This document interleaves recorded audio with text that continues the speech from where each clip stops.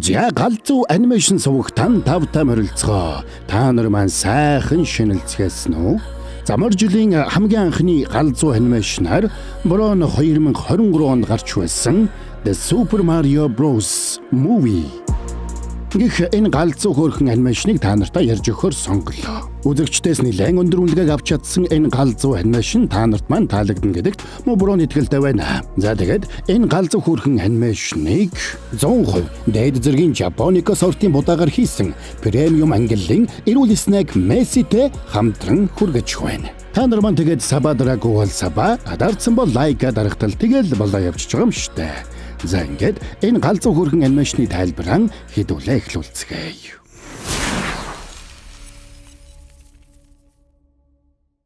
За Купа Чуудын хаан хорон санаад Баузерийн авраг том хөлөг онгоц цасны хаан дуулсад ойртож ирж байгаагаар кино эхэлнэ.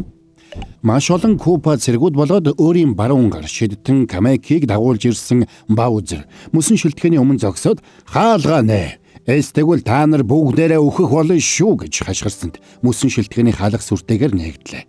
Энийг харсан Купа дайчид битүүхэндээ жиирхэж эхэлцгэн. Тэгсэн хаалганы цаанаас оцсон шувуунуудын хаан шийдэмгийгээр гарч ирнэ. Тэгээд хаан нь оцсон шувуу цэргүүдтэй тушаал өгсөнд оцсон шувуунууд ч ирлэхээр дайран орцгож дайснууд руугаа зоригтойгоор цасан бөмбөг шидэлж эхэлнэ. Гэвч тэдний шидсэн цасан бөмбөгнүүд Купа Чуудад юу ч болсонгүй. Энэ бол бидний уур хилэнгийн амт. Та нар бууж өгцгөө. Би бууж өгөхгүй. Ингээд Камек ид шидэ ашиглаад оцсон шувуунуудыг замаас нь зайлуулсанд Баузер галаар төргөж оцсон шувуунуудын мөсөн шилтгэнийг юучгүй болтол нь хайлуулж орхино. Хайлсан шилтгэний дотроос шидэт хүч бүхий алтан хайрцаг гарч ирсэнд Баузер хайрцгийг хаг зохиод дотроос нь гарч ирсэн шидэт одыг гартаа оруулаад оцсон шувуунуудын хааныг цэргүүдтэй хамт шилтгээнийхээ гянданд хорилоо. Харин нөгөө талд Итали гаралтай Америк ах トゥ хоёр хувийн бизнесээ эхлүүлээд удаагүй байлаа. Ихэр ах トゥ хоёрын ахыг нь Марио, дүүг нь Луижи гэдэг. Тэд өмнө нь барилгын нураалтын ажил хийдэг байсан ч хамтдаа сан техникийн үйлчилгээ үзүүлдэг жижигхэн компани байгуулахаар шийдсэн нь тэр. Нью-Йоркийн Бруклин дүүрэгт үйл ажиллагаагаа явуулж эхэлсэн энэхүү бяцхан бизнесээ сурталчлахын тулд Марио бүх насаараа хуримтлуулсан хуримтлалаараа телевизийн сурталчилгаа хийлгсэн байлаа. Тэгсэн тэднийг хувийн бизнесээ амжилттай хийж чадна гэдэгт итгэх хүн тийм ч олон байсангүй. Ядчуухад яг гихчээр тэдний хуучин захирал Спайк тэдэнтэй таарах бүрдээ тэднийг доромжлон тохуурхна. Та хоёр надаас явж наад тэнэг компани байгуулснаас хойш ядаж нэг удаа утасны дуудлага хүлээж авсан юм уу? Нэг дуудлага хүлээж авсан шүү. Ээж маань залгасан. Тэгээд та хоёрын сурталчилгаа хамгийн шилдэг нь болжээ гэж хэлсэн. Марио, чи энэ тэнэг амтантайгаа бизнесээ яаж хийхийг чинь харъя л да. Дүүгийн минь талаар дахиж ингэж хэлвэл чи харамсгал шүү. Чи сонсч ав Марио. Чи бол зүгээр л оньгоо үргэлж ийм байх болно. Тэгсэн тэдний утас дугарч Бруклиний төвд нэг айл дуудлага өглөө. Анхны захиалга авсандаа ах トゥ хоёр баярлцгааж машиндаа суугаад давхих гэсэн ч машин нь нассангүй. За тэгээд аргагүй байдалд орсон ах トゥ багжаа үрээд хар хурдаараа гүйцэхэнэ. Гүйж явахдаа Марио аливаа сад бэрхшээлүүдийг чадварлагаар даваад явж байсан бол Луижи тэрнээс хамаагүй байх байлаа. Эрэхт нь олон давхар тансаг байшин тэднийг хүлээж байлаа. Гэрээ эзэд юу болсныг тайлбарлаж өгөөд явахдаа хурдан янзлаарай, гол нь хог битгий тариарай гэж загчаад яваад өгнө. Тэгсэн гай болж Луижи тэдний нохооны ясыг санамсаргүй хуг гიშгэж орхино. За тэгээд тэр айлын нохоо Луижиг хорхоотой араандаа зуучхна. Сангийн эвдрэл нь уг нь ялахгүй зүйл байлаа. Тэгсэн нөгөө нохоо орж ирээд тэдэн лүү дайрсанд мань хоёр нохооноос зугдахдаа хамаг юмыг нь эвдэж орхино.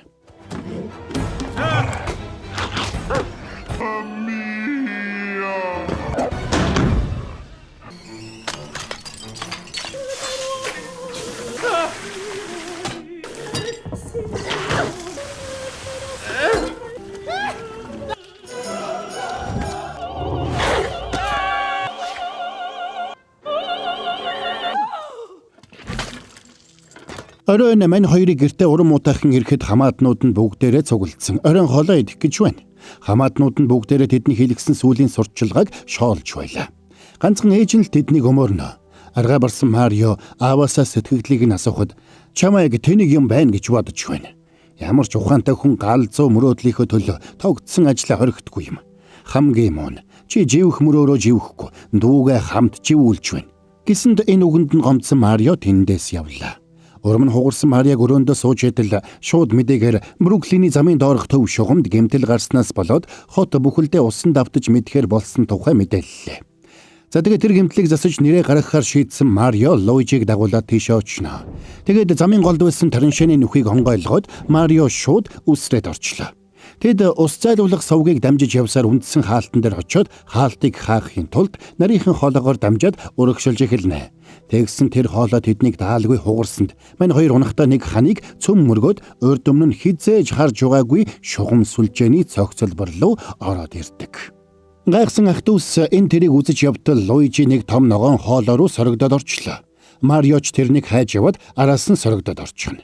Тэгэд тэр хоёр учир нь үл мэдэгдэх шидэт хоолойгоор сорогдоод нисэж эхэлнэ. Удалгүй Мариоч Луижиг гүйцэж очоод тэр хоёр гар гараасаа барьж авцгаана.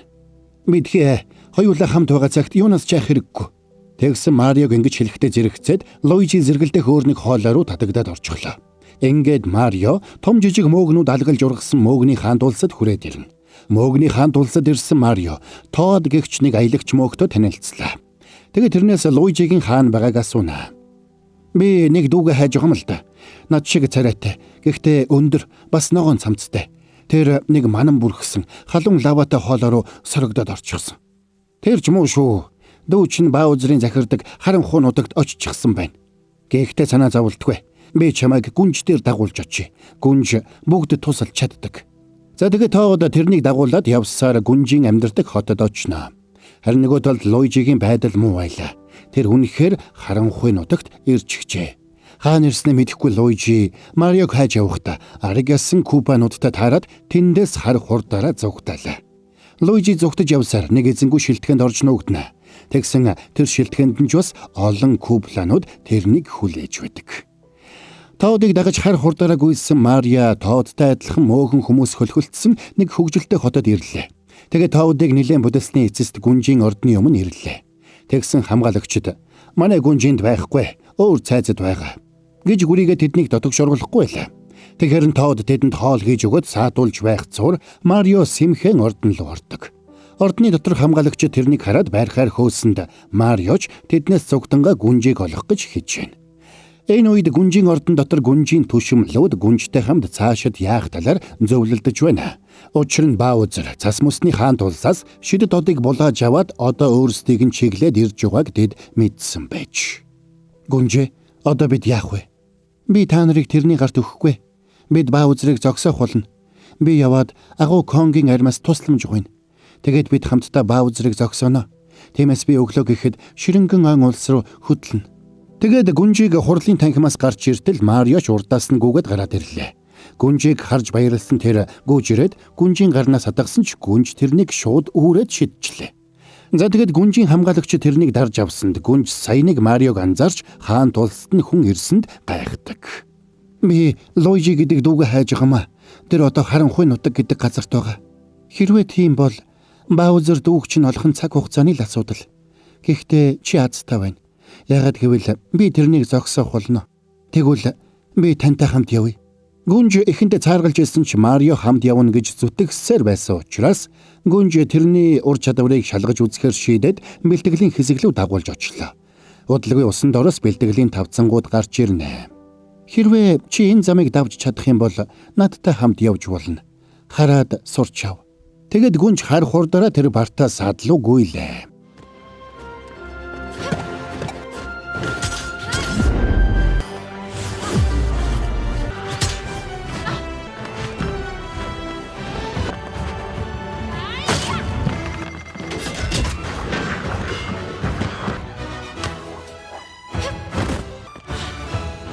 Гайхалтай байлаа. Гэхдээ би яаж энэ бүхнийг чинь хийх юм бэ? Хүч нэмэгдүүлэгчийн тусламжтайгаар. Тэгэд гүнж нэг гэрэлтсэн алтлаг хайрцгийг цогсонд дотроос нь жижигхэн мөөг гарч ирлээ. Гүнж тэр мөөгийг эдгэж Мариод хэлсэнд мөөгөнд дургүй мань Марио эдэхгүй гэж цааргална. Аргаа барсан гүнж мөөгийг аваад тэрний ам руу чихнэ. Тэгсэн Марио мөөгний нөлөөгөөр илүү том, илүү хүчтэй, илүү өндөр үсэрдэг боллоо. За sorry бажгараа. Борон та нарт гялсны гоё юм хэлээд хий. Кино үзэх агшнаа next level болгоо. Месси Месси бол 100% дээд зэргийн Japonica сортын будаагаар хийсэн премиум ангиллын эрүүл снэк гэж байгаа. Төмсний чипс шиг хүнд биш хөнгөн шаржгансан өвөрмөц бүтэцтэй хамгийн гол нь галзуу гоё амттай. Борогийнхан тайлбарыг үзэж байхдаа идэхэд яг тохирно заяа. Гэртээ сууж байхдаа ч кино театрт байгаа юм шиг л vibe-ыг мэдрэн гэд боддоо галзуу биз. BBQ chicken зүгийн балтай чихэрлэг гэсэн төрлүүдээс сонголтон хийгээрэй. Кино тайлбараа үзэхдээ Мессиг бэлт. Ягд гэвэл чигнэмиг дуусгахтал жинхэнэ кино эхэлдэг.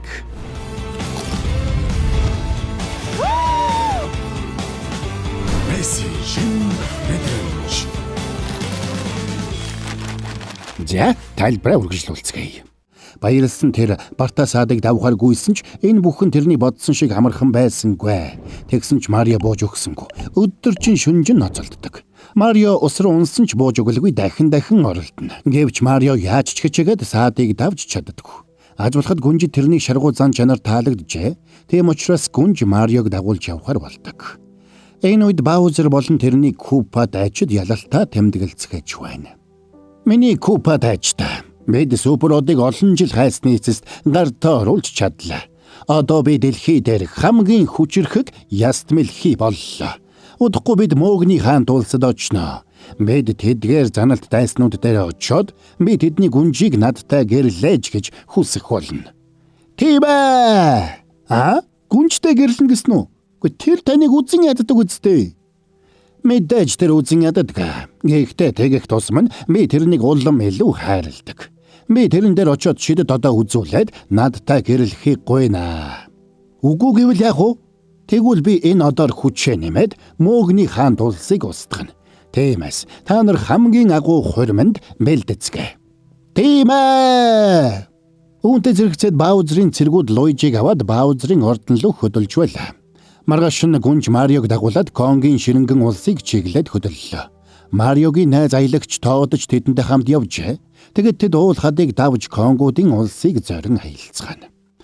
Энэ үеэр Калек Баузер дээр ирж нэг сахалтай хүн гүнжтэй хамт бэлтгэл хийж байгаа тухай тагнуулын мэдээ авлаа. Тэд ямар нэг юм төлөвлөд байх шиг байна. Гэж мэдгдсэнд гүнжийг санж дуулж суулсан Баузер уурлаад тэдний төлөвлөгөөг заавал олж мэдхийг тушаадаг. Нөгөө талд гүнж Марио хоёр элдвийг ярилццгаана. Гүнжийг Пич гэдэг байж. Пич бяцхан хүүхэд байхдаа Мөгний ертөнцид ирсэн байж улмаар тоодууд тэрнийг өсгөөд өөрсдийн удирдагч гүнжээ болгосон нь тэр байлаа. Баузерийн цэргүүд Луижиг Баузер дээр авчирсанд тэр Луижигийн сахлыг зулгааж гүнжтэй хамт яваад байгаа сахалтай нөхөр хэн болохыг байцаасанд Луижи тэсэлгүй Мариог танина гэдгээ хэлдэг. Баузер ууралж Мариогийн нүдэн дээр Луижиг ална гэж амлаад тэрнийг гяндандаа хорно. Маргааш нь гүнж Марио хоёр Конгуудын улсад ирлээ. Хамгаалагч Конг тэднийг Конгуудын хаантай уулзах хүсэлтэй байгааг сонсоод машиндаа суулгаад ордны зүг давхинаа.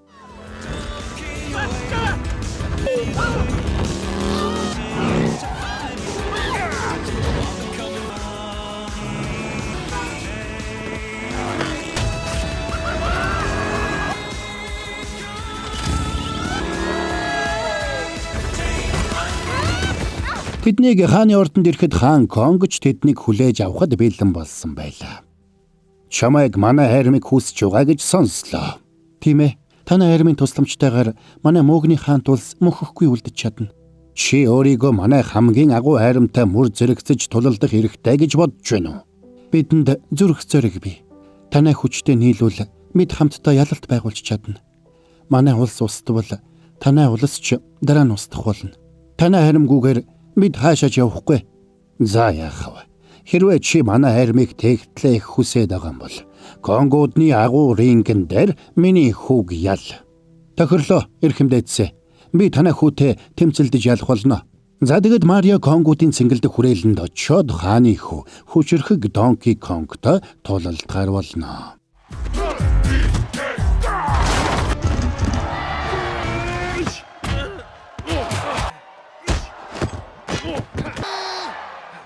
Марио тулааны үеэр арга сэтэж нэг гэрэлт хайрцгийг цохиод гарч ирсэн Мөгийг нь эдсэн ч биеийн томрох биш харин ч жижигэрчгдэг.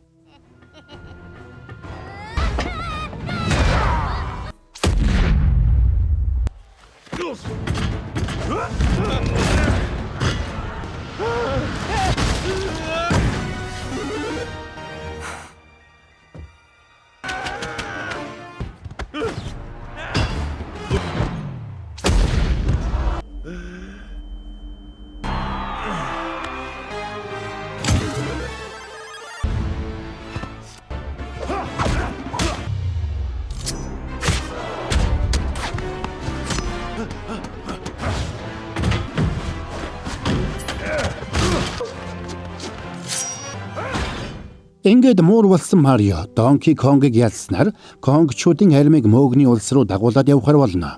Конгуудын аримч зэвсгэлсэн карт машинуудаа бэлдэцгэн. Конгийн хаан Марио, Гүнж, Тод гуравт өөрсдийн гэсэн супер карт машинуудыг бүтээж өглөө. Ингээд тэд конгуудын армийг дагуулад хөдөлцгөн. Харин нөгөө талд Баузер Гүнжийг гэрлээч гэж гуйхаар бэлтгэж байлаа. Тэгсэн Гүнж Марио хоёр конгуудын армийг дагуулад нууц замаар ирж байгаа тухай тагнуулын мэдээг хүлээж аваад тэднийг гиндүүлж дайрахаар шийддэг. Тэгэд мань хэдийг солонгон зам дээр давхиж явахад нь гиндүүлж дайрснаар тэд солонгон зам дээр ширүүн тулаанд орцгоно.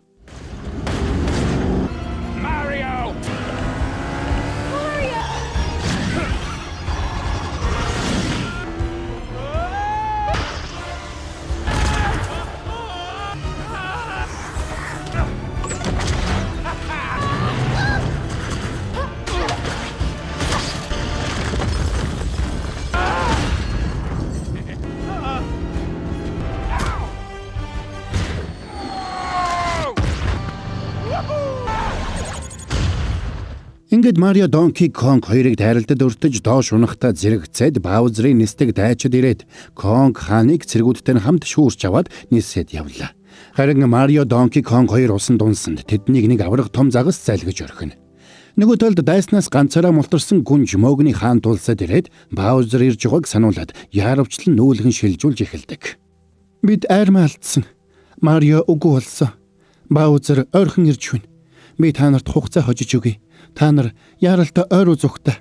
Тэгэд мөөгний хаанд улсын иргэдийг ойруу зүгтаахад Гүнж аялагч Тоодыг дагуулад Баузерын хөлгийн өмнө очиж зогслоо. Баузерын хөлөг тэдний өмнө ирж зогсоход цэргүүд нь гарч ирээд тэр хоёрыг бүсэлсэнд Баузерч өөрөө гараад ирнэ. Гүнжийг хараад сэтгэл нь хөдөлсөн тэр нэлээд бэлдсэн үгээ хэлж энэ одны тусламжтайгаар хоёулаа бүх ертөнцийг хамтдаа захирцгаая. Миний эхнэр болооч гэж гуйсан ч Гүнж зөвшөөрсөнгүй. Ууралсан Баузер Калек тушаал өгсөнд шидэтэн Калек аялагч Тоодыг цахилгаанаар цогсонд харахгүй байдалд орсон Гүнж Баузертай гэрлэхийг зөвшөөрнө. Баярлсан Калекч гянданд очиод хаан та нарыг хурминдаа хурлаа.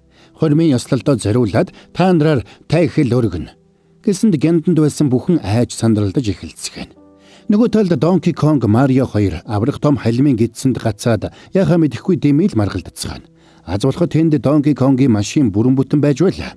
Тэгэд тэд машиныг асааж загасны амнаас сугарч хараад Баузерын хөлгийг чиглээд давхицгаалаа. Удаан хүлээсэн хурмын ёслол нь болох гэж угаад Баузер туйлын баяртай байна. Тэдний өмнө хурмын дахил болгоод галдуулын халуун лав руу хаях хоригдлууд бэлэн болсон байлаа. Тэгээд хурмын ёслол эхлэхдээ зэрэгцээд Гүнж урдаас бэлдсэн ёсоор баглаа цэцэг дотроос шидэт цэцэг гаргаж ирээд идсэнд тэр дороо мөсний хүчтэй болдог.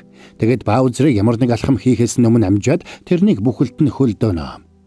Бас хоригдлуудыг доош буулгаж байсан хүрдийг хөлдөж Баузерын цэргүүд лүү дайран орлоо.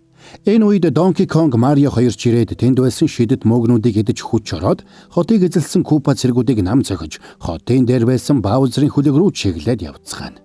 Ингэж тулдах явцдаа Марио нисдэг элбэнхний хүч бүхий шидэт мөөгийг идэж нисэх чадвартай болно. Нөгөө талд Баузерын цэргүүдтэй ширүүн тулаанд орж байсан Гүнж дэлбэрэлтэд өртөөд мөсний хүч алджээ. Ингээд хоригдлууд бүгдээрээ галт нуурлуу унахын даваан дээр Донки Конг тэднийг аварлаа. Мариоч доош унсан Луижийг амжиж аварсан бол Донки Конгч хаан аавыгаа аварч чаддаг. Тэгсэн Баузер суларч гарч ирээд мөөгний хаан улсыг устгах цөмийн пуужингаар харвах тушаалыг өгсөнд авраг том пуужин хөлгөөс гарч ирээд хотыг чиглээд нислээ.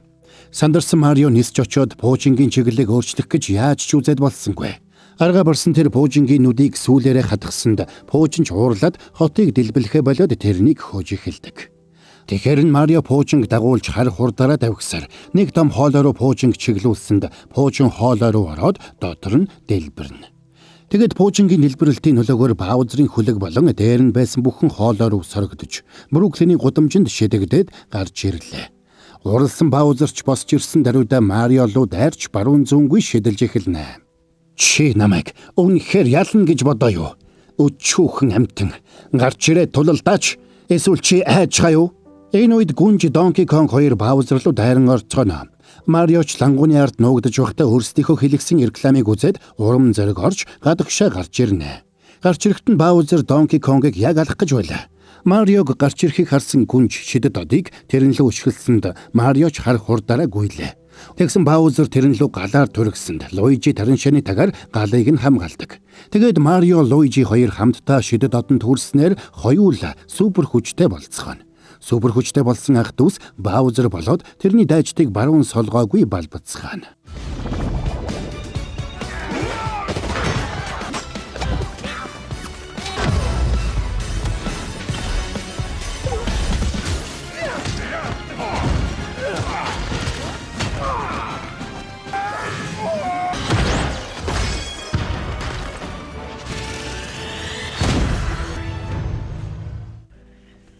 Ингээд ямар ч хүчгүй болсон Баузер дээр гүнж ирээд цэнхэр муугийг аманд нь чигсэнд Баузер тэр дөрөө жижигэрлээ. Та удаж тэрнийг барьж аваад шилэн савнд хийнэ.